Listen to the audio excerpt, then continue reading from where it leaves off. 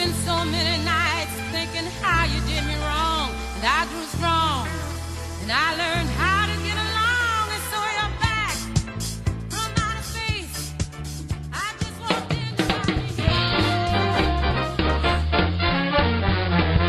in. The views expressed on the following broadcasts do not necessarily reflect those of KHLT, Take 12 Radio, or our affiliates. The opinions on this show should not be considered as medical, psychological, or professional advice and are those of the host, co-host, and guest. Take 12 Radio and KHLT Recovery Broadcasting are not affiliated with any particular 12-step fellowship.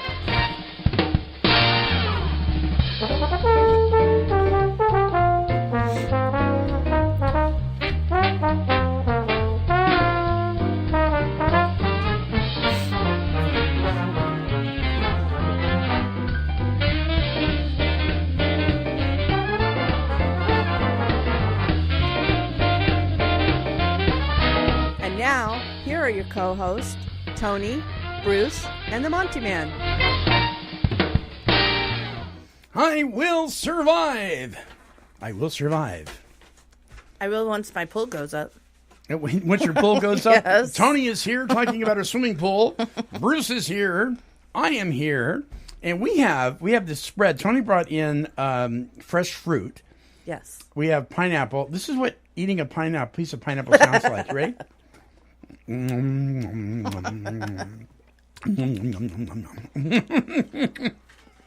There's nothing better than fresh fruit. It's awesome.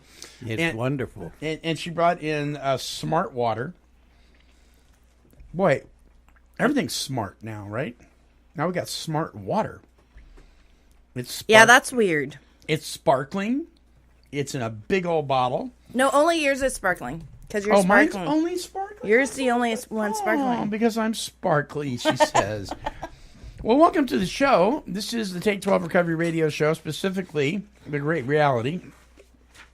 And the great reality is this. Toni brought in a bunch of goodies. She brought in a pretty keychain for my wife, Marcia. She brought in some pate for Christy, the studio cat. Because she's healing. Because she's getting big. She's pretty much all healed. Mm-hmm. Yeah. And she brought in some Rachel Ray dog bones. Soup bones, yeah. Soup bones, yeah. For Puppy. And they're grain-free. Grain-free. Wow. We're just getting healthy around here. Yes, indeedy. Yes, we are. And there you go. So, zippity-doo-dah. The topic this week is setting healthy boundaries. Setting healthy boundaries. That's going to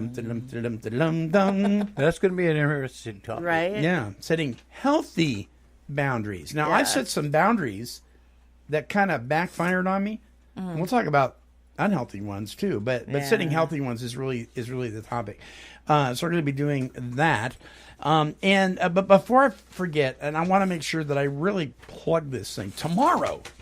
Ooh, yeah. Tomorrow, from 6 o'clock p.m. till 9 p.m., for all those that live in Lynn County and surrounding areas, I think this is maybe the third annual or fourth annual Recovery in the Park. And it is at Monteith River Park tomorrow, which would be June 28th from 6 to 9 p.m. Lots of free hot dogs. I mean, tons and tons of free. I mean, just piles of hot dogs. It was. Chips, soda, a bottled water, cotton candy, snow cones, live music. Who puts this on? This is sponsored by Celebrate Recovery of Albany and the following people. Are you ready? Here we go. Take 12 Recovery Radio. We will be there. Chance, Pacific Northwest Adult and Teen Challenge, Faith Works Recovery Services, Lynn Together, Sound Ministries of Albany, Praise Inn, and a whole bunch of other good folks, including Oxford Houses. They're going to be there too. Nice. As well. And like I said, there's going to be live music. There's going to be testimonies, free drawings. It's family friendly. So you can bring the kiddos. And they'll be doing, Teen Challenge will be doing cardboard testimony. Those are always amazingly powerful. Where they, on one side of the cardboard, because we used to sit out in the middle of the parking lots, we'll work for food, things like that. Well, these cardboard testimonies, on one side, it would say, what my life used to be like, but on the flip side, it'll say what my life has been since God entered my life. Aw, Yeah, pretty powerful stuff. that's cool. And cardboard testimonies have been around for a long time, but I get choked up every time I see them. Amazing, amazing, amazing, amazing. So that is tomorrow. For those listening that are in the area, tomorrow, Tuesday, June 28th, from 6 to 9 p.m. It is open to the public. So if you're homeless, you're probably not listening to the show. I don't know, you may be. Lots of homeless people have smartphones. Yeah.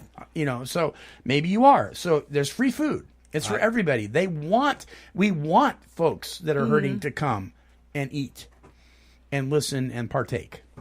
Well, last year was my first year. And actually, that's when I met Mrs. Myers. Oh, is that when you met Yeah. Marcia? And we want families to come. Yes, absolutely. Yeah. Families. And so the people that really are behind putting this on is Albany Celebrate Recovery. And how this started was a number of years ago, because Celebrate Recovery meets on Tuesday nights at Albany First Assembly. One week, Albany First Assembly needed to use the facility and ask if they could switch the date. Well, they didn't want to cancel the Celebrate Recovery meeting, so they just moved it over to the park and decided to have it outside. Well, it grew Oh, wow. into this community-wide event. So that's neat. That's cool how things like that happen. It I is like cool. that. I like that. That's cool. So Casey and Bear and the rest of the gang, Butch and all the folks at Albany Celebrate Recovery, you guys are amazing. You really, really are. Yes. And I'm going to tell you, there are Celebrate Recovery meetings and there are Celebrate Recovery meetings. And this is one that does it right.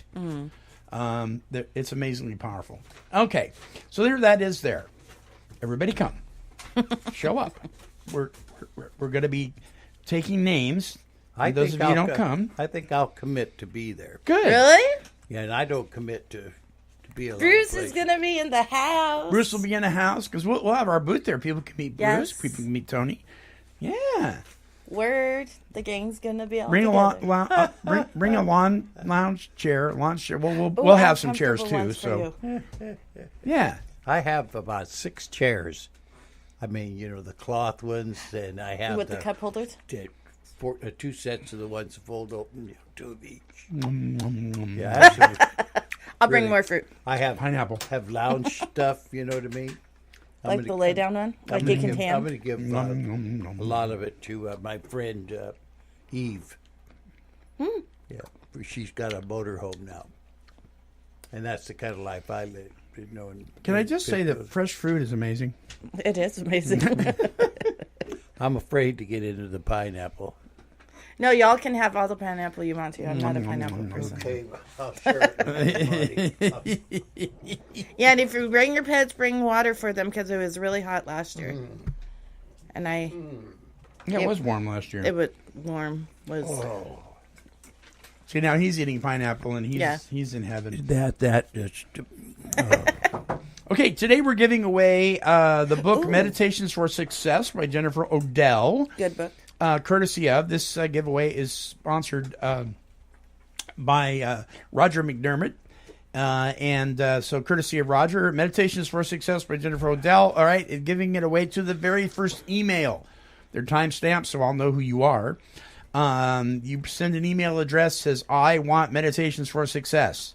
And send it to take12radio@comcast.net. That's TAKE, the number 12, radio@comcast.net. If you are the first email, then I will send you a copy of this little meditations book. And it's really, most good ideas are simple ones. And this is I love that really, book. really simple. Today, I will think before I act. Well, I that try. one never worked for me, so maybe I'll pick another one. Let's see here today. now that's funny. That's setting healthy boundaries right there. Today I will realize that my need to always be right can stand in the way of finding true happiness. Ooh. That's that's a whole show on itself. Yeah, and guess what? You bet it Guess is. what the little so there's a little keynote at the bottom of each one of these. Are there really? Yeah, see? Oh, This one, what drives this? Pride. Aha. Pride. Is that like a character defect? I got a lot of those. Working with my sponsor on Well, those. let's put it to you this way. God resists the pride. Right? And raises the... Yep. Humble.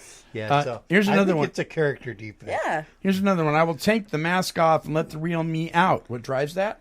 Communication. Communication. Yeah. But then there's a little thing to the right of each one of these two that kind of explains it. So it's I like easy reading stuff. So there you go. Email number 1 that comes in. And just because you're listening to the show, maybe it's not Monday and you're listening to the show, it's Tuesday or Wednesday. That is true. Right. Don't not send in the email, because sometimes people don't listen till that you may be the first email, and there's a whole bunch of people. We have almost 4,000 listeners on Facebook, and guess what?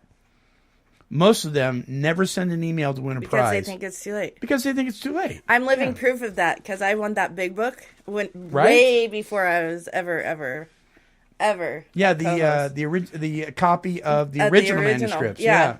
And it was like I think it was a Friday I listened to it, Thursday or Friday. Right. And I emailed, and I was the 7th or 5th or whatever. Yeah. No, email. Email. That's right. Okay, so as we continue to eat our fruit and enjoy our sparkling water, let's hear from Free by the Sea, and we'll come back with some Take 12 trivia, and then the topic, setting healthy boundaries. Don't go away.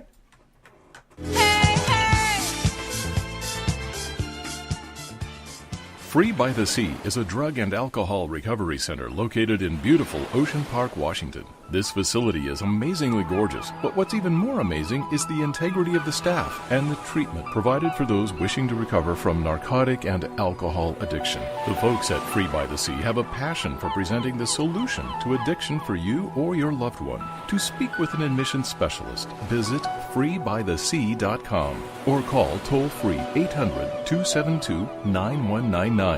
This place is simply amazing.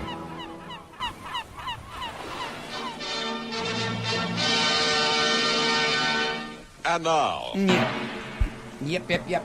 it's the quiz of the week. That's right, everybody. It's time for Take 12 Radio's Quiz of the Week, sponsored by that recovery magazine, the 12-Step Gazette. Visit their website at 12stepgazette.com. Now, here's the Monty'man.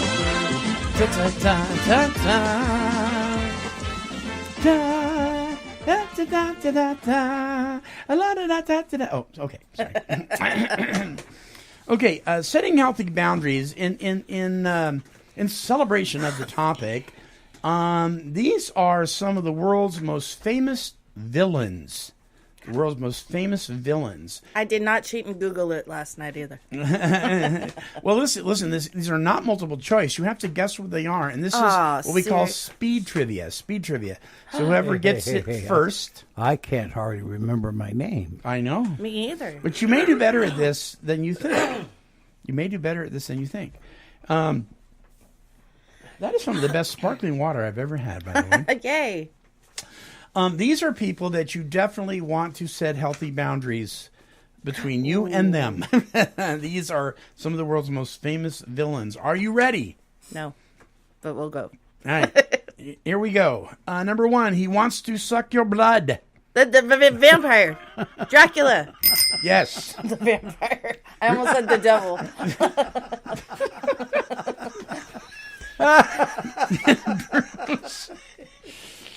Oh, boy. See, now I'm getting it off of you today, like you were last week with me. Okay, so Tony's got. I'm going to write this down. I need back way because I tend to yell when it's like Tony's got one. All right, number 2, he haunts the dreams of the children on Elm Street. Oh! The scissors guy. No, that's Edward Scissorhands. I know who he is. He wears a mask. Who?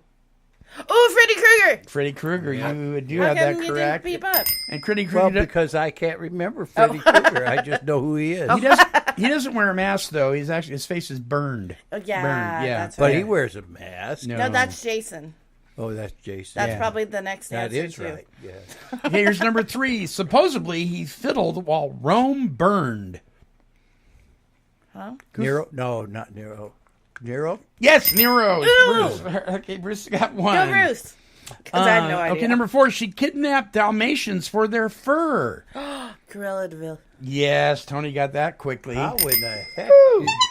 I just saw a commercial about it. Cruella de Vil.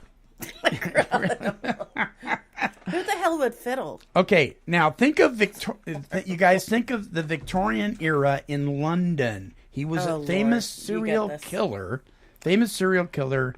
He went after women in London, Victorian era in London. Hey, I've never been to London.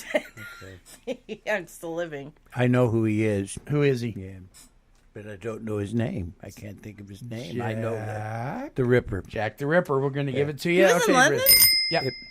Yeah. Okay, biblical giant who battled David. Ooh. Biblical giant who battled David. Come on, bros. Ooh. You know the... David and... I really... Goliath. Yes. Okay, Tony. Thank you. Good for you. All right. I'm surprised I knew that. All right. He tried to steal Christmas. The Grinch. Yes, Tony's right on it, Bruce. All right, Bruce, your last. I know the cartoons. You know the real life stuff. Here's your last one. Slug-like gangster who enslaves Princess Leia. Oh, you got this, Bruce. Come on. Slug-like I don't gangster even know. who This is enslaves the Princess first Leia. one that Star I Wars. don't know who he Star is. Wars? Star Do you know Wars. Star This Wars? is the first. Yeah, but... Jabba the Hutt? Wait, is that the answer? Yes, I meant to try to give you... Jabba the Hutt. I meant to say Return of the Jedi. You know, that was the only one that I didn't know. I knew every single one of the others, but I just couldn't think of their names. I thought you were going to get this one. I knew who they were, but I didn't know who they were. Like David and Goliath. Yeah, I mean, like, I know where that, did but that I come just from out of me? couldn't think of... It's the fruit. I mean, the fruit of Jesus. Oh, Lord have mercy. Okay, so I know the Lord is merciful, so... So if you're going to set healthy boundaries with some pretty evil people, keep in mind Dracula, Freddy Krueger, Nero, Cruella de Vil, Jack the Ripper, Goliath, the Grinch, and Jabba the Hutt. Ho, ho, ho, ho, ho. I'm surprised they didn't have the devil on there. Nah. Too easy. All right, we'll be back right after this.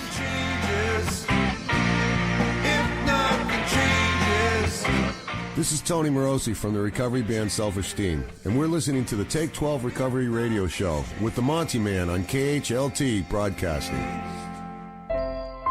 How many people do you personally know who struggle with a life-controlling habit such as drugs and alcohol? How many times have you tried to share with them that there is hope waiting for them with no response? Teen Challenge has a solution. Our ministry's mission is to evangelize people who struggle with bondage from addiction. We love to reach out to the broken through church services, youth groups, events, and projects. This is a great opportunity for community leaders to partner with a ministry that has been around almost 60 years and share the message that God transforms lives. Are you a youth pastor or leader in the Willamette Valley region? Teen Challenge has a powerful drug prevention program called Stay Sharp. This targets the teenage audience about dangers and consequences of addiction on a more personal level. You can find out more at www.staysharp.us. Call 541-344-4328 or 541-491-1004 to schedule outreaches or learn more about our ministry's powerful presentation in your area. Be the reason someone finds hope, seeks freedom, and accepts change in Jesus Christ our Lord. Welcome back. Your dreams were your ticket out. Mm-hmm. Welcome back. Welcome back. Carter. Yep. Welcome back, Carter. Yes. I got that. You did. He needs the bell. Oh. Thank you. Thank you. There you go. Thank you very much. Thank you very much. Elvis Presley. Gee, many Christmas. What's in the fruit? No, I deserve that. Yeah. Not the bell I'm talking about, to be thoroughly destroyed by Tony. My word. My goodness sakes. Okay. I was trying to think of another word for that, like thrumped. You know what I mean? Is that a word? Well, thumped. Thumped. Oh, wow. Totally thumped. You keep me young, Bruce. You keep me young. I like what Wano says when people say, well, you're just a big book thumper. And he says, well, how would you rather be thumped? Oh. Because you will be thumped. Yeah. It just depends on how you'd rather be thumped, I suppose. Okie dokie. So, setting healthy boundaries. All right. So last week I made mention of something I had to do with my mom. One time. I was like 35 before I did it. But I had to set a boundary with my mother, because it was the relationship verbally was becoming toxic, and it wasn't doing either one of us any good. Particularly, it was harming my wife because my wife was suffering from toxemia. She was pregnant with our first son. Oh. And so the doctor said, no stress, no stress, no stress. Don't be around stress. Right. And my mother was just ripping into me in front of my wife. Your wife's going to leave you someday and blah, blah, blah. All these, which was so far from the truth. It was crazy. And I had to tell my mother, I just looked at her straight in the eye and I said, Mother, which is kind of like when she said Montgomery to me, I said, it is no longer for you to speak to me in that. All right. It is no longer okay for you to speak to me in that manner. Now, that wasn't putting her down. That was just telling her the boundary that I was setting. And you should have seen the look on her face. Oh, I'm sure. And I will tell you what, it never happened again. I needed to do that. Now, that particular wording, I got some wise counsel on that. I got that from a family therapist who said, you don't want to put her down.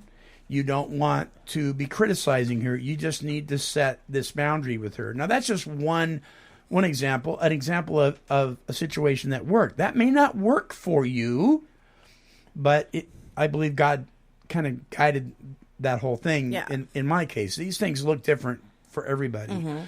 But sometimes we can be, especially those of us who are of the recovery community, we can find ourselves in situations where, perhaps we've just come out of some very healthy relationships, and we find that we're going to need to set some parameters if we're going to get well. Yeah.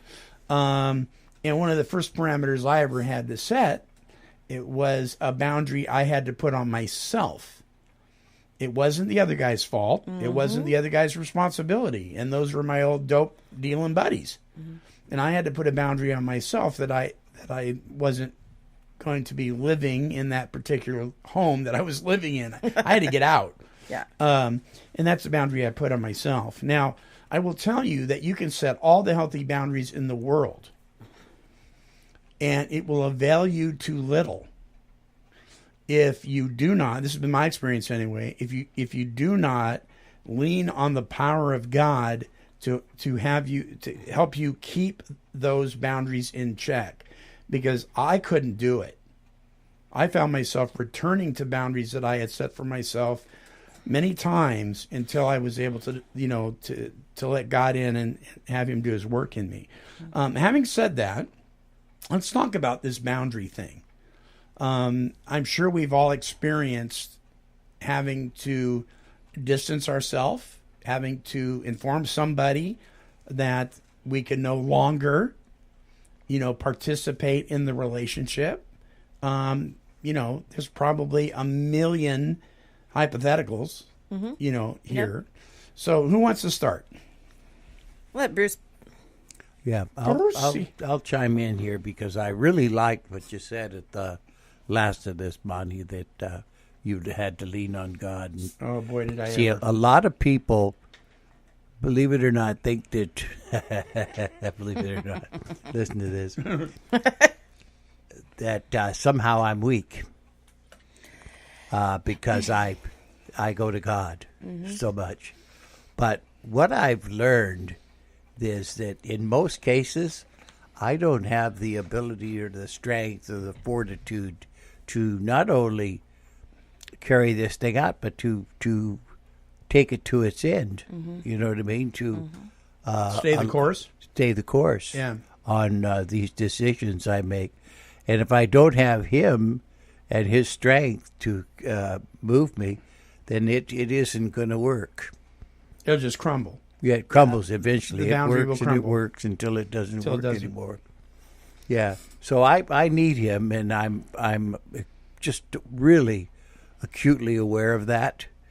So I go to him with everything. I'm talking about everything. To keep my mouth shut in an AA meeting, to say the proper thing on this radio program. Yep. You know, to glorify God in all I do, and recognize if I don't see my need for him, why would I go to him? You wouldn't. You see what I mean? Right. But see, I see my need, so I go to him with some form of a humble heart, a contriteness that I don't have naturally. Yeah. Okay? And when we do that, he glorifies himself by raising you to the task. Yeah, and then you're able to not only set those boundaries, but keep those boundaries. Yeah. And, Yeah, and then like the people that he brought out of Egypt, you know, we should honor him for what he's done, not for what we done. God doesn't need my help. Yeah. Okay? I need God's help. Yeah. Amen to that. Yeah, that's where I think the thing turns. So it's funny too, because last week I had one of my friends they're listening to the show periodically, and they're like, "It's a recovery radio show. Why do you talk about God?" I'm like, oh Lord have mercy. well, okay, obviously it's all right. You know, you're gonna have those people that just don't get it, and Sure. At first, I probably would have gotten like upset, like, "Really, you idiot? You don't know?" But you know, I didn't say that. Some people don't know. Exactly. Some people don't know, and it's just like, you know, we're not preaching church. We're preaching what we know we have to rely on as a higher power to get us through This is everyday life events that are easier for some people. But in our heads and our hearts, it's harder because our thinkers broke, just like last week's show. Right. You know, and it took me, I didn't get offended, but I had to not laugh in their face either. Yeah. But it's sad. I never thought anybody would like ever. Well, It's not sad. It's just I never thought. I don't think outside the box like that about how people listen to the show differently. Sure. Well, I love how you bring up the God point all the time. You're like amazing. Well, think of this: that it's the only addiction we have, and it is an addiction for me. I mean, I'm constantly, having to run to him. The only addiction that I've ever had that set me free. Yeah. Mm-hmm. And that is a healthy boundary. It's not judging people for what they don't know. So you're not chemically dependent on God, but you're spiritually dependent on God. Yeah. Oh, yes. Amen. Yeah. So, and to that person, may I say, nobody's criticizing you here. I get it. It's the fault lies on the recovery community for the most part, not teaching what true recovery is. And so we only know what we learn. And I'm going to say this and move on. Mm-hmm. The whole purpose for recovering from, remember, we're recovering from a seemingly hopeless state of mind and body. Mm-hmm.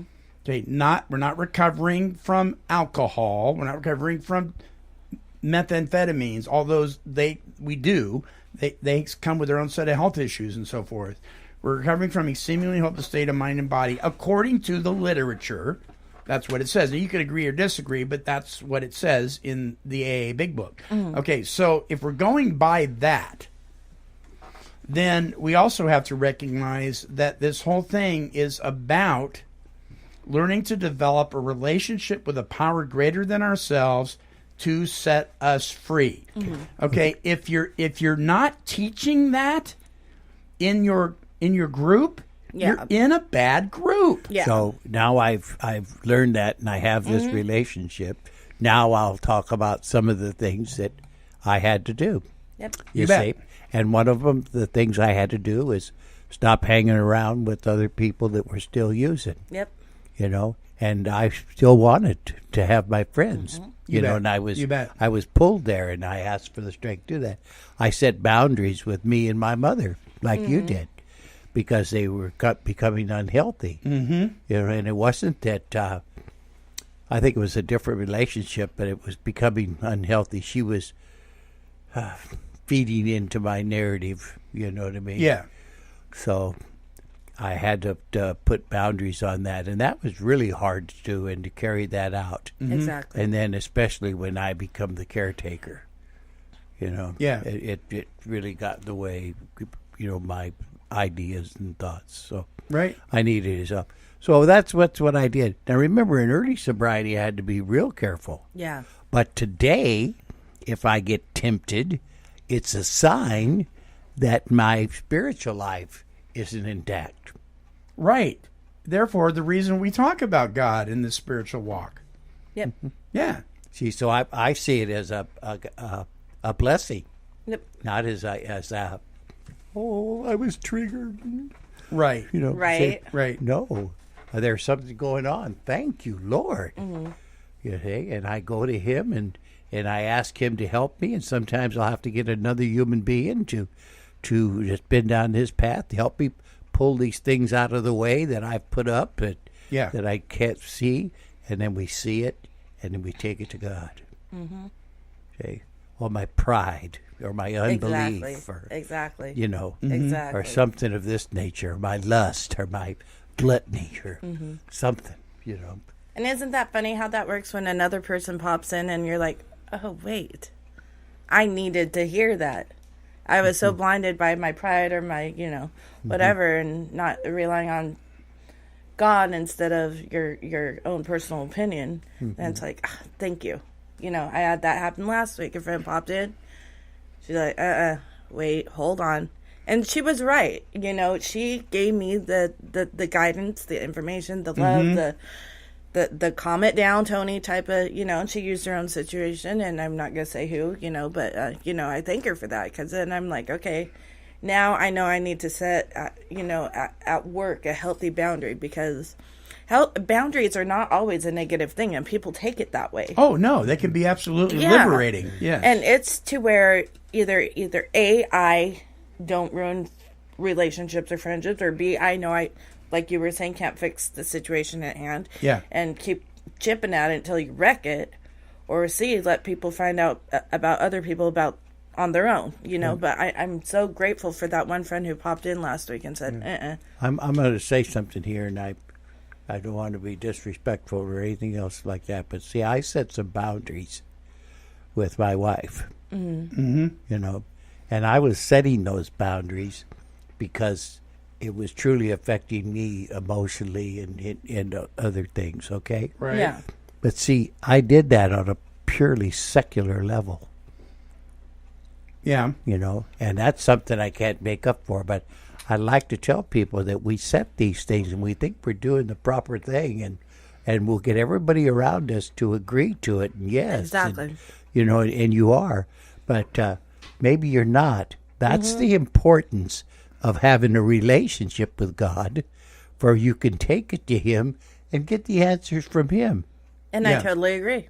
100%. And we just don't let go and let God. We go on with what we're doing and try to honor Him in all things, and then the answer comes. Yep. You know. No, and I totally 100% agree with that. Yeah, and Right. see, that's the real importance of this thing, and having Him in our life. Yeah. And sometimes I don't know how to say things, so I'm glad you Oh kind of no, reiterate things. you say things beautifully. Don't ever start thinking that. But I put that out there, and I want everybody to know that I'm not trying to be disrespectful or drag somebody into this that can't defend themselves because they're gone. You know, it was me that made the mistakes. It was me that dishonored her. Yeah. And if she was here, I would just really try to make amends for that. Okay, Tony, you've had to set some healthy boundaries, true? Oh, yes, very true. Very Not true. just at work, but Not just at work, everywhere. in your personal life and your recovery life. And my home life. Yeah. Yes. I've lately had kind of all three at once. But I think it has a lot to do with like getting out of my own head, my own thinking, what I think is right. Yeah. As opposed to the right thing to do. That's the difference. And that's what I've learned quickly by this show, that person, and listening. Actually, my sponsor a couple weeks ago told me to just shut up and listen.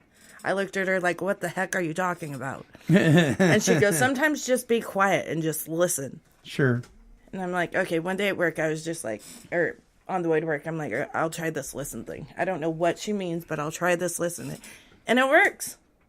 He pops crap into your head you never even thought about when you shut up and stop thinking with your own head. So, yeah, there's a lot of situations. And people think sometimes I'm being rude or mean or spiteful because I have to set these boundaries. No, I'm setting these boundaries because it's better for what's best for me and everybody around me. But there's different situations in different parts of my life at home, and, work and, the parentals and the family. And I think it's just because it's been all at once because I finally got it.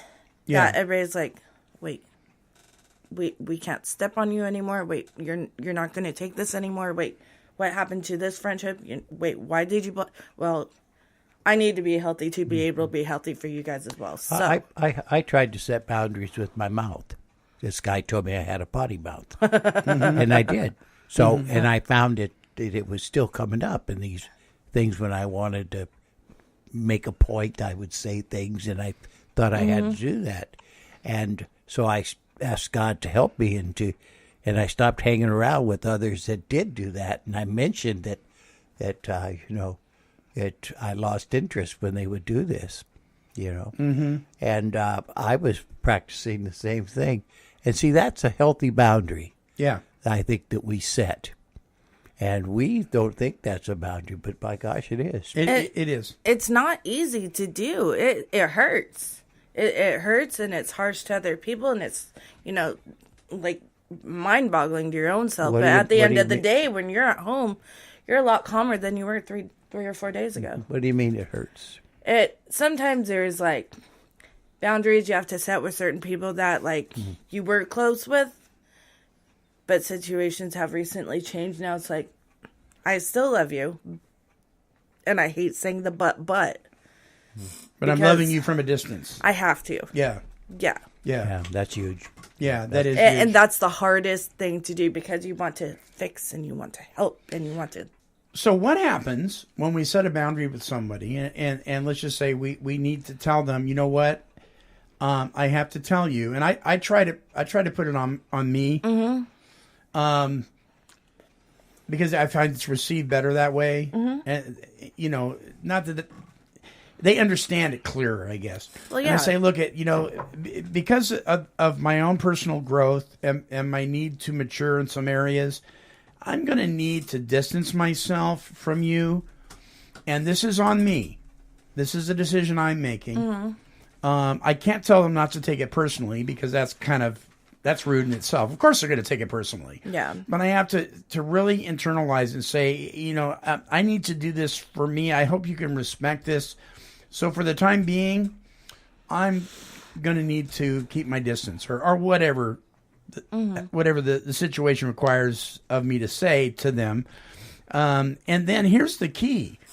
Once I say that, I had better stick to it. Yeah. I'd like to push against that. Okay. If I could. Okay. I've done the same thing, and I want to make that perfectly clear and still do. Okay. Okay. But when I go to a person today, when I'm setting boundaries with that person, I don't say what's best for me because I have to set those boundaries. When I go to have the talk with them, I try to make my mindset is what's best for that person. Okay. Yeah. It changes my conversation. It brings love. It's never, I have to do this for me. But don't you think in some cases, I know for me, I'm thinking of one in particular, it really had nothing to do with what was good for them. I needed to take care of me. Yeah. Okay, that might be true, but all I'm saying is that when I speak to him, you have to use that phrase. I see what you're saying. You see what I mean? And I think that the phrase is more of love, because I'm putting him ahead of myself. And I need these boundaries. I have to have it. Yeah. Okay. But I want to go to him in love and instead of self-centeredness. Well, yeah, but sometimes it's I hear what both of you are saying, but I think what Monty's saying is sometimes how the other person perceives it. It's just kind of easier. Well, yeah, because I'm looking at it as I want them to understand this isn't your problem. Yeah. This is my problem. Yeah. I don't want to put the blame on you. But I understand what Bruce is saying, too. Yeah, exactly. A better way to say it may be, I really think that for me to continue in this relationship, it might harm you. It might not be good for you. Yeah. It's such a double-edged sword. I care enough about you as well to have to remove myself. And no matter what you say, they're gonna it's get gonna hurt sting. anyways. Yeah. But certain things will help it sting a little less, and they'll recover from it. Yeah. So I get it what you're saying, Bruce. I totally get it. Yeah. So it's just a process by which it changes my heart and my words. But I'm going there because I need the boundary, or I wouldn't be going there. Yeah. True. True.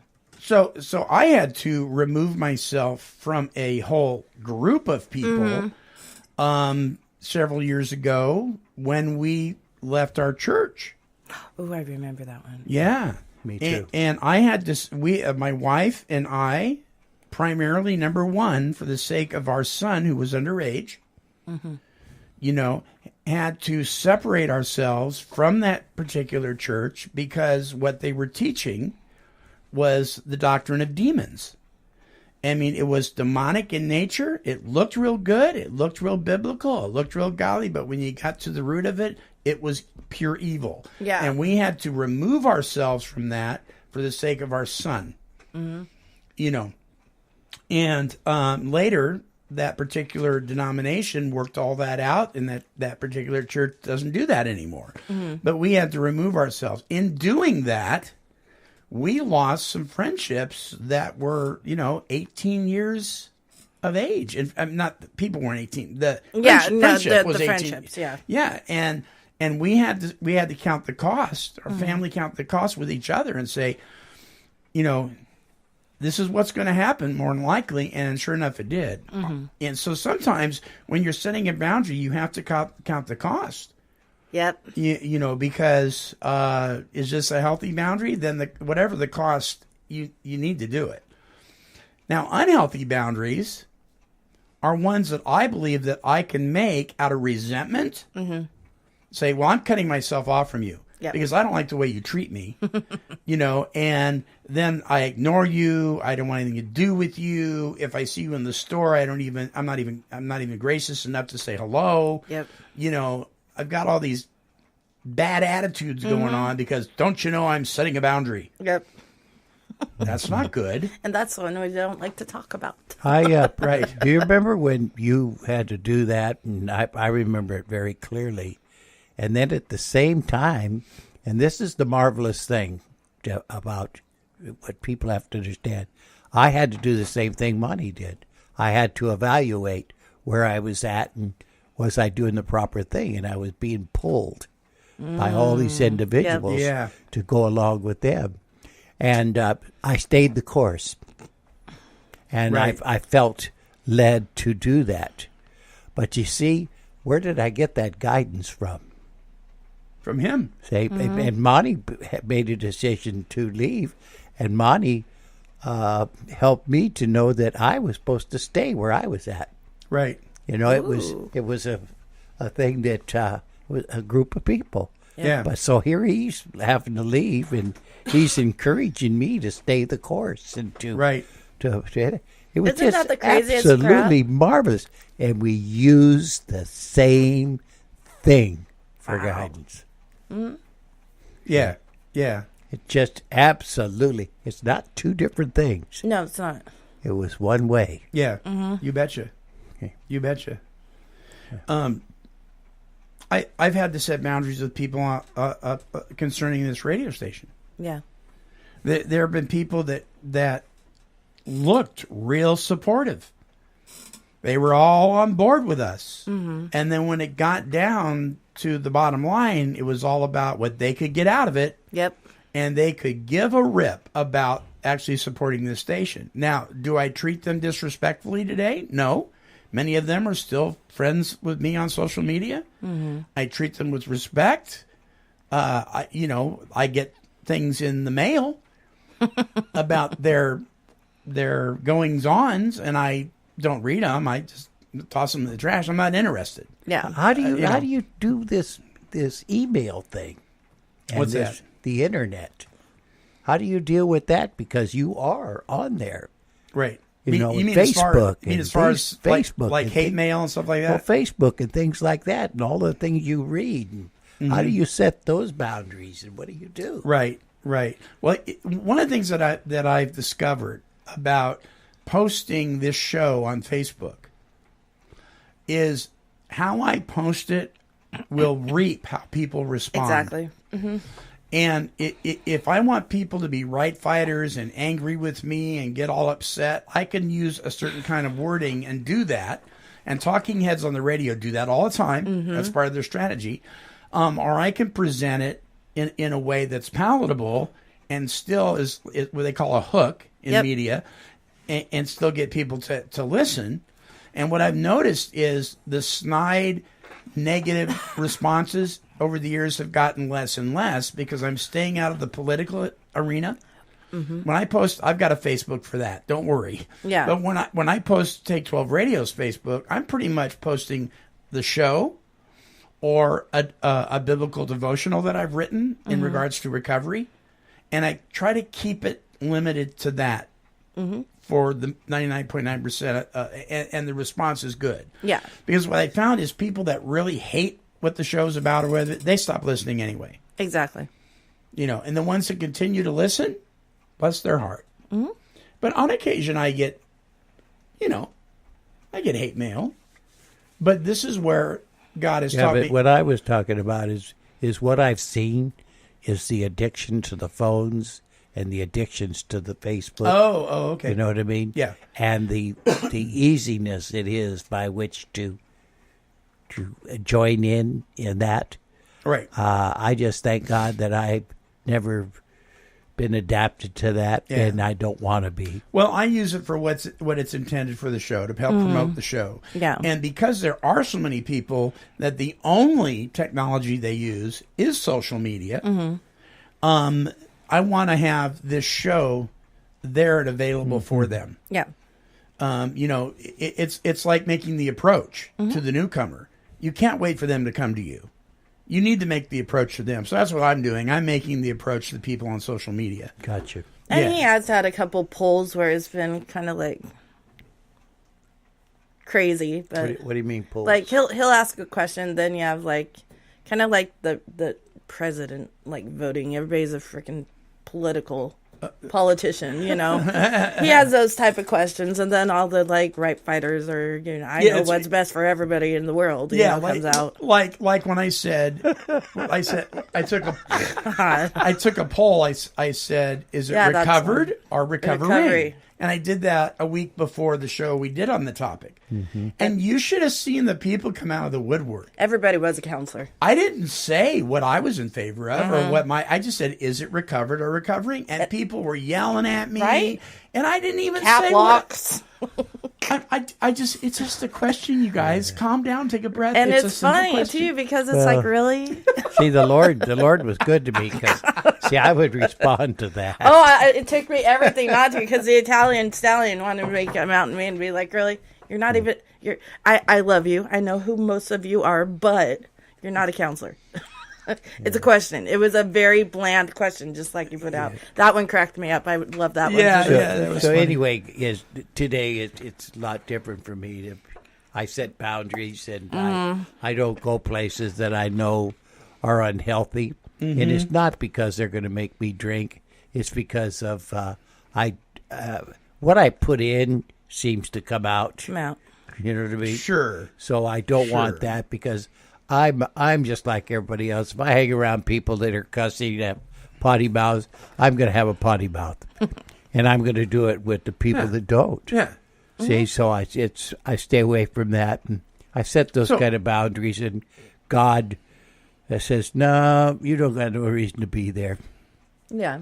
You know. Yeah, and you know, like with the potty mouth thing, I'm the same way, because if I'm standing around a bunch of guys that are telling, I'm not talking about cute and interesting, little bit off color jokes. I'm talking about really crude jokes. Discolored. At the very least, I'll find myself subconsciously thinking, in the process of wanting to fit in, laughing at the joke. Yeah. At the very least. And then later thinking, you know, I really did not enjoy that little process. And you've just told them that's all right to do that with you. By laughing at it. Yeah. Yeah. So I know people. I know of another radio program. I happen to like these folks. I happen to like their show. Yeah. And sometimes their potty mouth is pretty strong. You know, and today, because of what God's done in my life, I can eat the meat and spit out the bones. you know what I'm saying? Yeah. And I can glean some of this stuff I don't have to ridicule them or because they don't have the same value systems I do. Exactly. That I'm not judging them. I'm just recognizing the fact they're not coming from the same place I'm coming from. And so I purposely will listen to their broadcast because there's things and viewpoints that they have that I like to kind of get information from myself. Other situations, I wouldn't put myself in the middle of it if you paid me. Just because there's no reason for me to be there. Yeah. There's a reason for me to listen to this other show because it helps some of my head knowledge when it comes to broadcasting. There's some stuff in there. Yeah. But just like we talk about, you can go anywhere providing you have business being there. Exactly. Yeah. You know, I have no business sitting around a pool hall telling dirty jokes. Right, yeah. And putting money into the alcohol industry, even if I'm paying for Coke or Pepsi. Yeah. That's just me. Buy somebody else around. Exactly. Right. Now, if you could play pool in the bar, my hat's off to you. Yeah. You know, that's just not my deal. My people might, be really into the game. I know a friend of mine that was really into it. Oh, yeah, definitely. So it would be different. Each person has to do this, and each person has their own own contact with God. Yeah. You know, they have their own accountability partners. They have their own sponsors.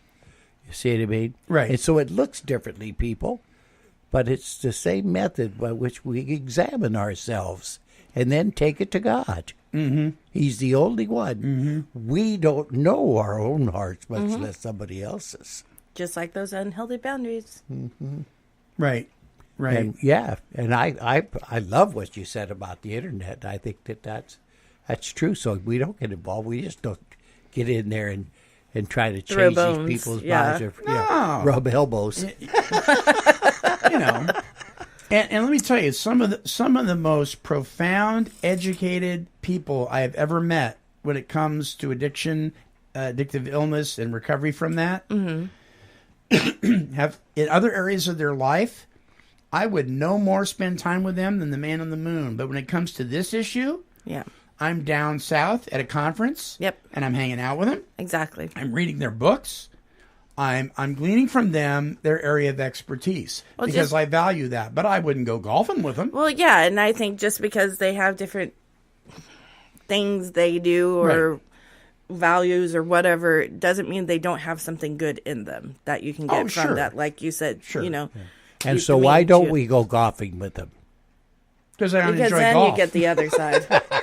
And I don't golf, and I think that golfing's stupid. There's no sense hitting a small...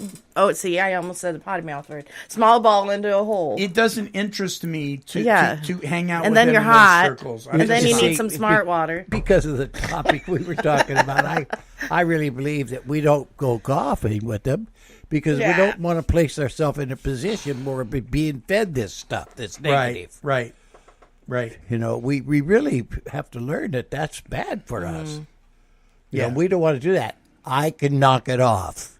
It's okay. It won't affect me. Yes, brother, it will. It will. Just like people that talk about... I had to set healthy boundaries when it came to the music I listened to, the shows I watched, because it was going in my head. It's like taking that fix or that drink, you know what I mean, or giving... away to our lustful desires.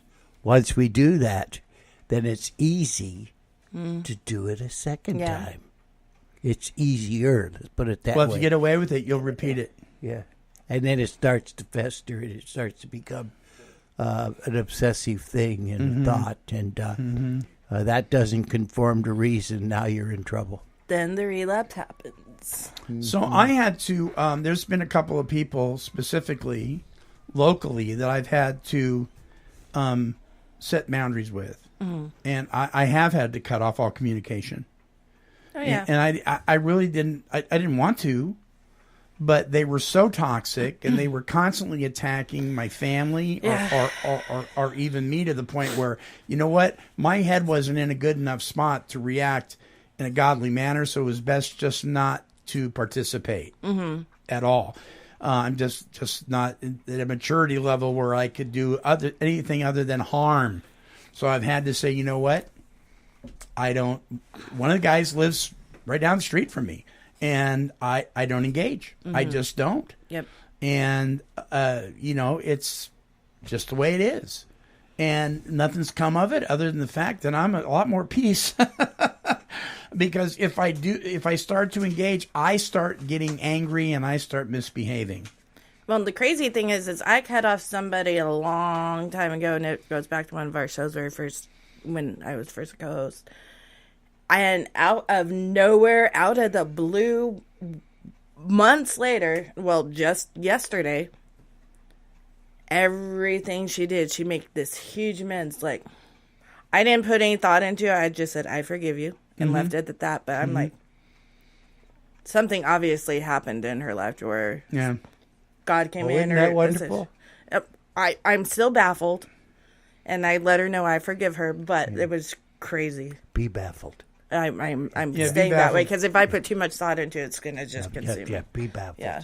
Okay. And that is wonderful. I'm glad to hear that. So in closing, one of the things I want to remind the listeners of, or they may not even know, it's very, very first time, this is the time of year when all of our major expenses come due. If you've enjoyed Take 12 Recovery Radio over the last 12 years, or if you're brand new and you feel so inclined, there's a way to donate. You go to take12radio.com and you can click on the donate button at the bottom of the page. You can pay with a credit card or debit card, or you can write a check to KHLT and send it to P.O. Box 93, Albany, Oregon 97321. And all that information is also on the page when you click on the donate button. Yes. You receive not because you ask not. So we are asking. We need your support. We need your financial support to continue. Nobody gets a paycheck here. These expenses for equipment and for staying on the air aren't always inexpensive. And so this is that time of year when I'm going to be talking about it a little bit on the shows. And we're not a nonprofit organization, because we're not a 501c3, but we're not a for-profit organization either. We don't make any profit. Exactly. It just goes to keep us running. And nobody here gets paid. Nope. So if you're able to do that would be marvelous. If you're not, the shows are always free. We will never charge you to listen to them. But we would really appreciate it. If you send us a donation, you'll get a receipt, of course. And there's how you do that. There are several ways to listen to the show. If you go to take12radio.com and click on Listen Online, it'll take you to our Podomatic page. Please like or follow the show every time you listen. That helps with our demographics.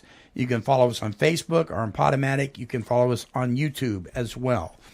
This song that we're closing out with is about, this is a true story. It's about a young man who I know, I'm very fond of. His name is Eli Tellor.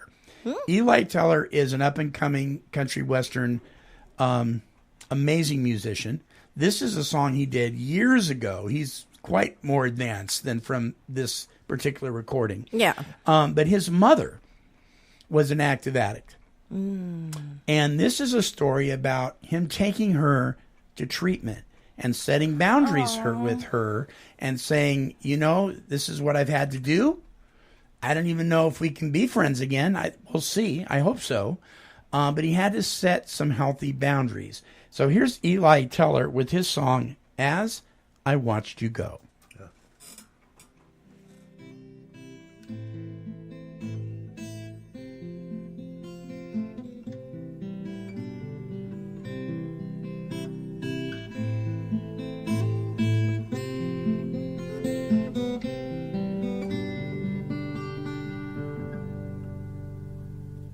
Sometimes I wake up in the middle of the night and I get a picture of you, just to see you smile.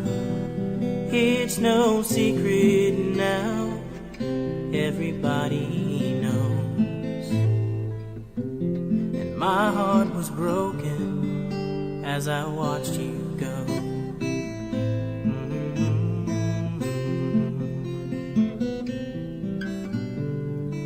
If you ask me if I miss you, you know I do.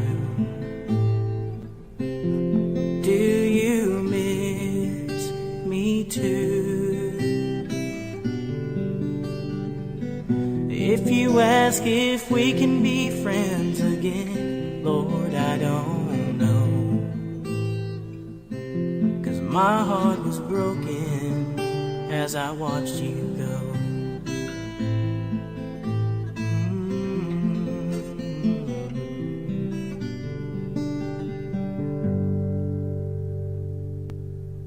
Driving home beneath the stars,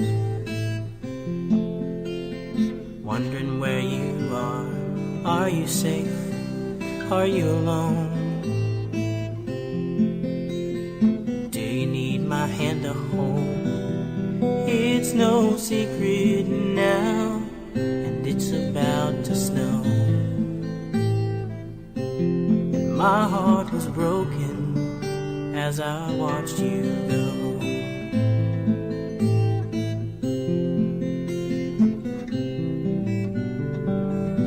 If you ask me if I miss you, you know I do. Do you miss me too? If you ask if we can be friends again, Lord, I don't know. 'Cause my heart was broken as I watched you go.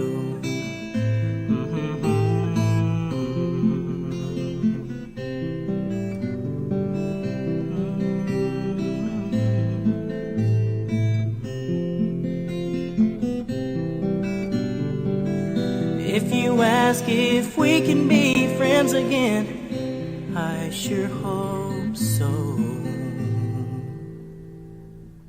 'Cause my heart was broken as I watched you go.